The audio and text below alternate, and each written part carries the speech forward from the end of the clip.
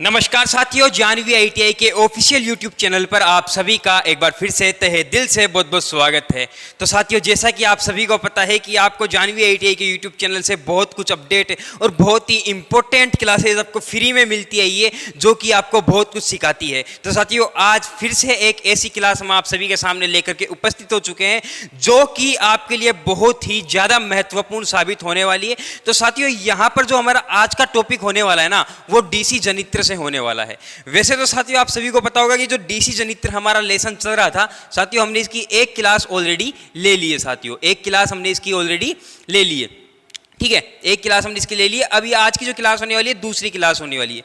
आज की इस क्लास के अंदर हमारे दो टॉपिक होने वाले हैं जो कि बहुत ही ज्यादा इंपॉर्टेंट होने वाले हैं।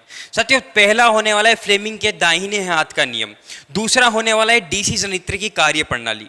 साथियों देखिए, मैंने आपको पिछले जो भी आपका जो वीडियो बना था, उस वीडियो में मैंने आपको बताया था कि यहाँ पर डीसी जनित्र के पार्ट्स क्या होते हैं, कहाँ पर यूज़ किए जाते हैं, किस यूज़ के लिए किए जाते हैं, किसके लिए यूज़ किए जाते हैं। साथियों, वो सब बेकार है अगर आपको ये दो चीज़ नहीं आती है तो आज का वीडियो इतना इंपॉर्टेंट होने वाला है कि अगर आज का वीडियो आपने नहीं देखा ना, तो डीसी जनित्र आपको समझ में नहीं आने वाला भैया। तो सबसे पहले तो जो भी चैनल पर नया है, चैनल को सब्सक्राइब, बेल आइकन को ऑन और अपने सभी साथियों में वीडियो को शेयर जरूर से कर दीजिए, ताकि ऐसे वीडियोस जब भी आपके लिए अपलोड किए जाए सबसे पहले वह आप सभी तक पहुंच सके। तो आइए साथियों, शुरू करते हैं। साथियों, हमारा पहला नियम होने वाला है, पहला टॉपिक होने वाला है फ्लेमिंग के दाहिने हाथ का नियम। साथियों, यहाँ पर देखिए फ्लेमिंग भैया का नाम आया है। दूसरी बात है ये दाहिने हाथ का नियम। अब यहाँ पर फ्लेमिंग के दाहिने हाथ का नियम समझने के लिए या पढ़ने के लिए हम फ्लेमिंग को यहाँ नहीं लेके आने वाले कि चलो फ्लेमिंग भैया आपके दाहिने हाथ का नियम हमें सीखना है, आप चलो और हमें सिखाओ। साथियों, उनका काम था नियम देना, उन्होंने नियम दिया, फ्लेमिंग ने नियम दिया, अब उसे अप्लाई हमें करना है। साथियों देखिए, फ्लेमिंग का जो दाहिने हाथ का नियम है ना, वो कहाँ प्रयोग में लिया जाता है साथियों? डीसी जनित्र में, ठीक है, डीसी जनित्र में ये काम में लिया जाता है। किसमें? डीसी जनित्र में ये काम में लिया जाता है। अब आप कहोगे कि सर दाहिने हाथ का प्रयोग तो फिर मोटर में किया जाता है, और कभी कभी हम कंफ्यूज भी हो जाते हैं, कभी कभी हम कंफ्यूज भी हो जाते हैं कि कौन सा डीसी जनित्र में लगेगा और कौन सा डीसी मोटर में लगेगा, भाई कौन सा नियम। कभी कभी हमें लगता है कि जो दाहिने हाथ का नियम है ना, वो जनरेटर में लगता है। इसको याद करने का मैं एक तरीका बताता हूँ साथियों। जो साथियों डीसी जनित्र है ना, इसको यांत्रिक ऊर्जा चाहिए होती है। क्या चाहिए होती है भैया? यांत्रिक ऊर्जा चाहिए होती है। जब इसको यांत्रिक ऊर्जा दी जाती है ना, तब ये घूमता है, तब हमें ईएमएफ बार देता है ये। अब साथियों, यहां पर जब इसको घुमाया जा रहा है तो कौन से हाथ से आप अब घुमाओगे? सीधे हाथ से हम घुमाते हैं। क्यों? क्योंकि सीधे हाथ से हम पावर अच्छा लगा सकते हैं, सीधे हाथ से हम अच्छा पावर लगा सकते हैं और तेज घुमा सकते हैं। तो इसीलिए यहाँ पर जो सीधा हाथ है ना, उसे हम कहते हैं राइट हैंड रूल, ठीक है। और ये साथियों राइट हैंड रूल जिसे हम दाहिने हाथ का नियम कहते हैं, ये दाहिने हाथ का नियम कहाँ लगेगा? मोटर में लगेगा। क्यों लगेगा? क्योंकि जब मोटर से घुमाते हैं, कौन से हाथ से घुमाते हैं? दाहिने हाथ से जनरेटर को जब घुमाते हैं दाहिने हाथ से घुमाते हैं, तो ये नियम दाहिने हाथ का नियम जनित्र में लगेगा। साथियों, आपको बात समझ में आ गई होगी। अब इसके साथ साथियों, ये जो नियम है ये कहता क्या है? साथियों, फ्लेमिंग के नियमानुसार, फ्लेमिंग का नियम यह कहता है कि जब किसी चालक के, जो कोई चालक है, इस चालक को जब हम मैग्नेटिक फील्ड में घुमाते हैं, ठीक है, इस चालक को हम मैग्नेटिक फील्ड में हम घुमाएंगे ना साथियों, तब इस चालक के अंदर एक ईएमएफ इंड्यूस होगा, ठीक है, ईएमएफ बनेगा। अब ये जो ईएमएफ बन रहा है, ये कहाँ से कहाँ जा रहा है?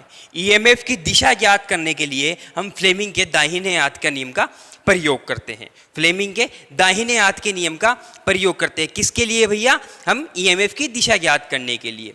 तो साथियों, क्या होता है कि फ्लेमिंग ने कहा कि अपने हाथ को सबसे पहले परस्पर समकोण पर, इन तीन उंगलियों को, ये अंगूठा, ये तर्जनी उंगली और ये मिडिल फिंगर या मध्यम उंगली, इन तीनों को परस्पर समकोण पर रखिए। फ्लेमिंग ने ये कहा, ठीक है, परस्पर समकोण पर रखिए। साथियों, परस्पर समकोण का मतलब क्या है? साथियों, परस्पर समकोण का मतलब है जब आप यहाँ से इसको देखें तब भी ये समकोण पर दिखाई देना चाहिए, जब आप इसको यहाँ से देखें तब भी ये समकोण पर दिखाई देना चाहिए, और जब आप इसको यहाँ से इस प्रकार से देखें तब भी ये समकोण पर दिखाई देना चाहिए। मतलब आप कैसे ही इसको देख लें, ये समकोण पर ही हमें दिखाई देना चाहिए। तो परस्पर समकोण का मतलब यही होता है साथियों। परस्पर का मतलब होता है कहीं से भी देखे समकोण पर दिखाई देना चाहिए। परस्पर का मतलब आपको बात समझ में आ गई कि परस्पर समकोण का क्या मतलब होता है। अब एक बार मैं एक डायग्राम बनाता हूं और उसके अंदर आपको ये नियम अप्लाई करके दिखाता हूं, ठीक है, ये नियम अप्लाई करके दिखाता हूं भैया।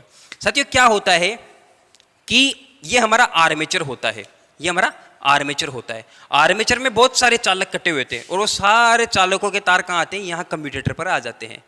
अब जब हम इसको समझेंगे साथियों, तो सारे चालक तो हम बनाएंगे नहीं, हमें एक चालक बनाना है, तो हम यहाँ पर एक चालक बना लेते हैं। हम यहाँ पर एक चालक बना लेते हैं। तो ये साथियों हमने क्या किया, ये हमने एक चालक बना लिया, ठीक है, ये हमारे पास एक चालक हो गया। और साथियों ये चालक हो गया, तो यहाँ पर हमारे पास चुंबकीय क्षेत्र होना भी बहुत जरूरी है, जो कि ये चुंबकीय क्षेत्र हमारे पास ये यहाँ हो गया। ये क्या हो गया भैया, ये चुंबकीय क्षेत्र हो गया, ये इसका एन पोल हो गया, ये इसका एस पोल हो गया। फ्लेमिंग ने कहा कि आप अपनी तीनों उंगलियों को, जो हमारा अंगूठा है अंगूठे को, तर्जनी को और हमारी मिडिल फिंगर होती है इसको, इस प्रकार इस चालक के सामने रखिए, इस प्रकार से रखिए कि ये जो हमारी ये जो तर्जनी उंगली है या फिर फर्स्ट उंगली है, ये हमें साथियों चुंबकीय क्षेत्र की दिशा बताए। तो इस उंगली के हिसाब से चुंबकीय क्षेत्र यहाँ जा रहा है, मतलब एन से एस की ओर जा रहा है। ये एन से एस की ओर चुंबकीय क्षेत्र चला गया, ठीक है, ये एन से एस की ओर चुंबकीय क्षेत्र चला गया साथियों, ये जा रहा इस उंगली के हिसाब से।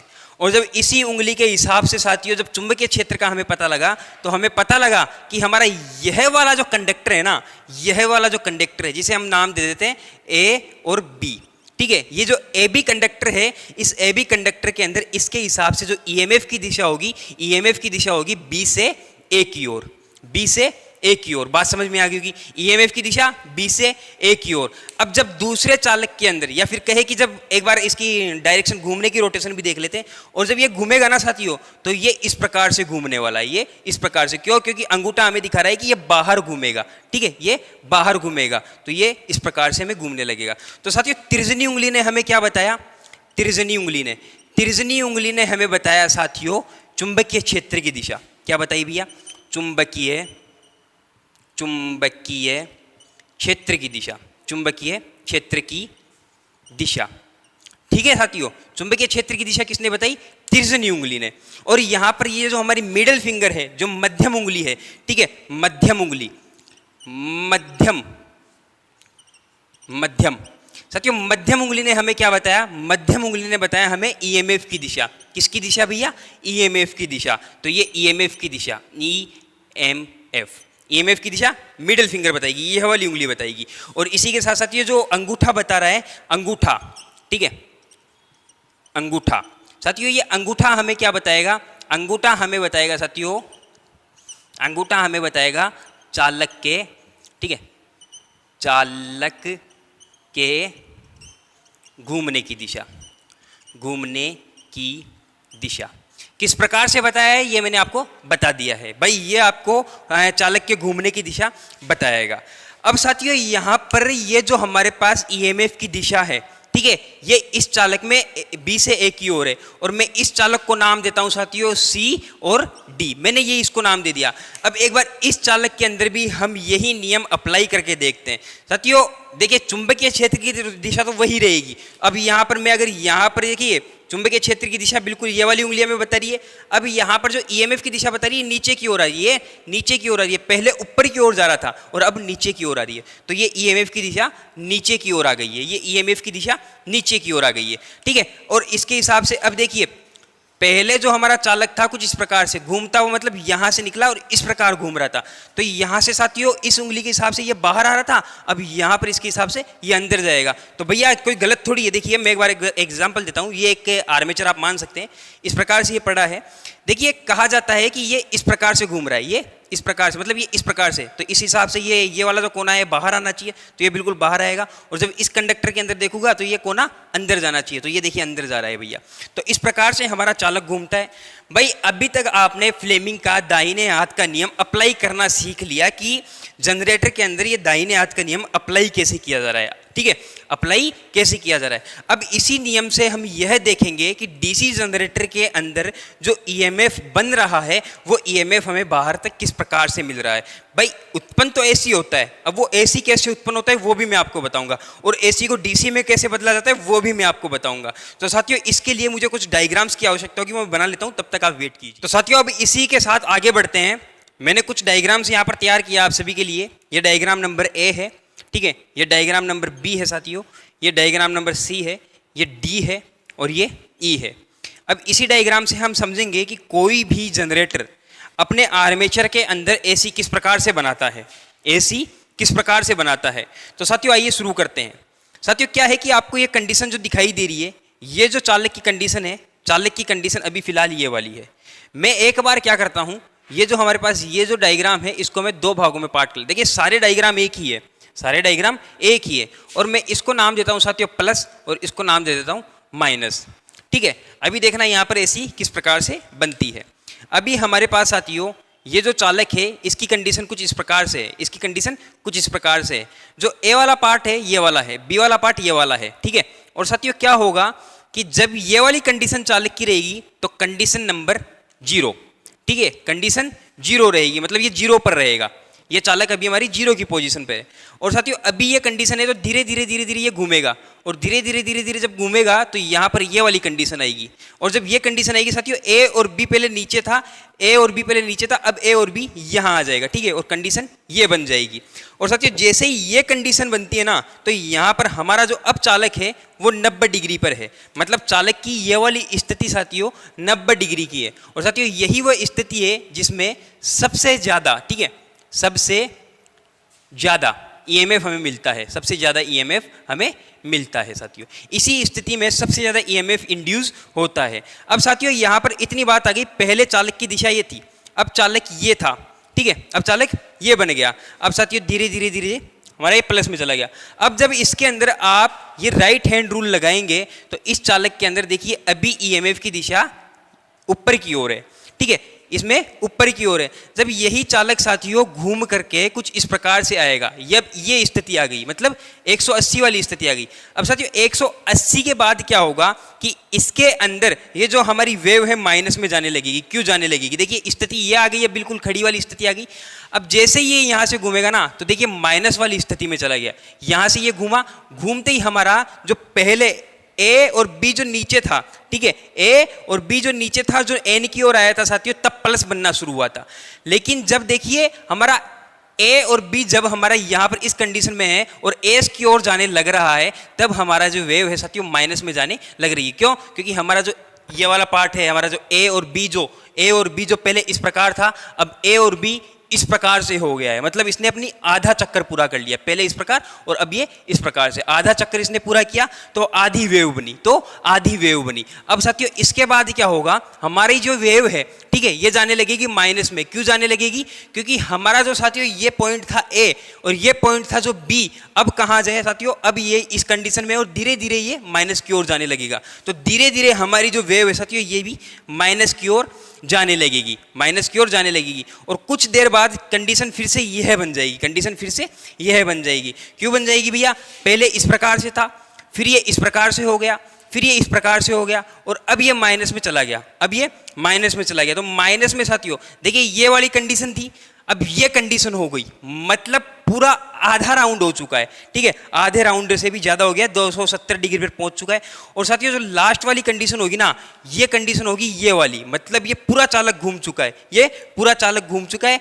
कहे तो हम यही कंडीशन वापस बनेगी, कहे तो हम यही कंडीशन वापस बन जाएगी, ए बी सी डी। ठीक है, यही साथियों कंडीशन वापस बनी, और इस प्रकार से फिर से यहीं से नई वेव शुरू हो जाएगी, यहीं से नई वेव शुरू हो जाएगी। अब साथियों हमने ये देखा कि किस प्रकार से बनी, ठीक है, लेकिन सर आपने ऐसे ही कैसे आपने विद्युत धारा की दिशा चेंज कर दी? ऐसे कैसे नहीं की भैया, फ्लेमिंग के दाहिने हाथ के हिसाब से की है। यहाँ पर इस कंडक्टर के अंदर पहले ईएमएफ की दिशा ये थी, ठीक है, जब इसके अंदर आया तब भी यही रही, तब भी यही रही। लेकिन साथियों जब यहाँ पर बात आई ना, यहाँ पर बात आई, तब ये धीरे धीरे धीरे धीरे ये वाली स्थिति हो गई। अब यहाँ पर ये जो इसके अंदर जब मैं चालक की, पहले था हमारे पास ए और बी, अब जो ए और बी है ना, जब इसके अंदर मैं देखूंगा तो यहाँ पर इसके बाद धीरे धीरे धीरे धीरे ईएमएफ की दिशा चेंज होने लगेगी। और जब यहाँ देखूंगा ए और बी में, तो साथियों ये जो ए और बी अब जो यहाँ आ चुका है, अब इसके अंदर मैं ये नियम लगाऊंगा ना, तो एस की ओर जाने से यहाँ पर ईएमएफ की दिशा बदल चुकी है। किसके अंदर? ए और बी के अंदर, जबकि ए और बी में पहले यहाँ पर इस प्रकार से थी, ऊपर जा रही थी, और यहाँ पर देख रहा हूँ तो नीचे जा रही है, ईएमएफ नीचे जा रहा है साथियों इसी चालक के अंदर। तो ऐसी बन चुकी है हमारी। अब साथियों अगर मैं यहाँ पर दो वायर बांधता हूँ और वायरों को फेज और न्यूट्रल किसी भी एक लोड से जोड़ देता हूँ साथियों, तो यहाँ पर हमें देखने को मिलेगा यहाँ पर हमें देखने को मिलेगा कि जब हमारा चालक घूमने लगेगा ना तो हमारे तार उलझ जाएंगे और टूट जाएंगे। अब इसके लिए हमने क्या किया, स्लिप रिंग का प्रयोग किया। किसका प्रयोग किया भैया? स्लिप रिंग का प्रयोग किया, जो कि आपको यहाँ पर दिखाई दे रही है, यहाँ पर आपको दिखाई दे रही है। साथियों ये जो हमारा जो चालक है, इससे जो 2 वायर निकले, हम इनको स्लिप रिंग पर लेकर आए। अब जैसे जैसे ये चालक घूमेगा ना, वैसे वैसे स्लिप रिंग भी इसके साथ घूमती रहेगी। मतलब इस पर क्या होगा साथियों, यहां पर मान लीजिए कि 2 वायर है, 2 वायरों को मैंने इस पर इस प्रकार से बांध दिया, और ये मेरा जो है ना, ये जो हाथ है, ये क्या है? मेरा आर्मेचर। अब देखिए जब आर्मेचर घूम रही है और इस पर मैंने स्लिप रिंग भी लगा रखी है, इस पर मैंने स्लिप रिंग भी लगा रखी है। एक सेकंड में आपको अच्छे से और समझा देता हूं। इसमें मैं एक स्लिप रिंग बना ही देता हूं आपके लिए, ठीक है। ये पहली स्लिप रिंग हो गई, और साथियों इसके साथ ये दूसरी स्लिप रिंग हो गई हमारी। ये 2 स्लिप रिंग मैंने इसके ऊपर बांध दी है। इसको मैं एक बार आर्मेचर ही बना देता हूँ, स्लिप रिंग ही बना देता हूँ। ये स्लिप रिंग नंबर 1 हो गई, और ये स्लिप रिंग नंबर 2 हो गई मेरे पास। अब साथियों जब आप यहाँ पर देखेंगे, जब आप यहाँ पर देखेंगे तो ये 2 तार हो गए, इसे आप आर्मेचर मान लीजिए। और ये 2 तार, पहला तार कहाँ आया? पहली स्लिप रिंग पर, और दूसरा तार साथियों आप इसको मान लीजिए दूसरा तार, ये चला गया दूसरी स्लिप रिंग पर, ये इस स्लिप रिंग पर आ गया। अब साथियों जब मेरा आर्मेचर घूम रहा है, तब साथ में स्लिप रिंग भी घूम रही है, तब साथ में स्लिप रिंग भी घूम रही है। तो साथियों यहाँ पर भी क्या होगा कि ये शाफ्ट पर ही स्लिप रिंग लगी होती है, जो कि चालक के साथ ही घूमती है। अब यहाँ पर क्या होगा, कार्बन ब्रशेज हमें लगानी होगी। ऐसा नहीं है कि कार्बन ब्रश को स्लिप रिंग पर बिल्कुल चिपका देना है, ऐसा नहीं होता साथियों। स्लिप रिंग क्या होती है और कार्बन ब्रश क्या होती है कि जब हमारा यहाँ पर ये देखिए, ये स्लिप रिंग मान लीजिए और यहाँ पर ये कार्बन ब्रश मान लीजिए, ये जब जब धीरे, ये कार्बन ब्रश तो एक जगह रहेगी, कार्बन ब्रश तो एक जगह रहेगी, लेकिन स्लिप रिंग घूमती रहेगी, स्लिप रिंग हमारी घूमती रहेगी। ये इस प्रकार से स्लिप रिंग घूमती रहेगी, मतलब ये तो घूमता रहेगा, ये एक जगह रहेगी। तो यहाँ से हमें क्या मिलेगा साथियों? फेज बाहर मिल जाएगा, फेज बाहर मिल जाएगा। तो यहाँ से न्यूट्रल मिल जाएगा। अब एसी कैसे बना और एसी हमें बाहर कैसे मिला, अब हमने ये देख लिया। लेकिन साथियों हम देख रहे थे डीसी जनित्र, ठीक है, हम तो डीसी जनित्र देख रहे थे, और हमें बाहर डीसी चाहिए।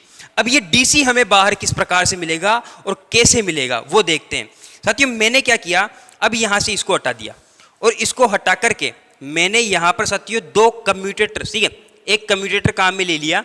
ये कम्यूटेटर के 2 सेगमेंट है, ये कम्यूटेटर के 2 सेगमेंट है, या फिर इसको यहीं पर हम बनाते हैं। ये क्या हो गया, एक कम्यूटेटर हो गया, और ये कम्यूटेटर के कार्बन ब्रशेज हो गई। यहाँ पर ये ब्रश लीड हो गई, यहाँ पर हमें प्लस मिल जाएगा, यहाँ पर हमें न्यूट्रल मिल जाएगा। अब वो किस प्रकार से मिलेगा, देखिए साथियों, जब तक हमारा ये जो चालक है यहाँ पर एन की ओर रहेगा, ये वाला चालक जिसे हम नाम दे देते हैं ए और बी, इसे हम नाम दे देते हैं ए और बी, और यहाँ पर साथियों इसको नाम देते हैं सी और डी। जब तक ये चालक एन की ओर रहेगा तब तक हमें प्लस मिलेगा। क्यों मिलेगा?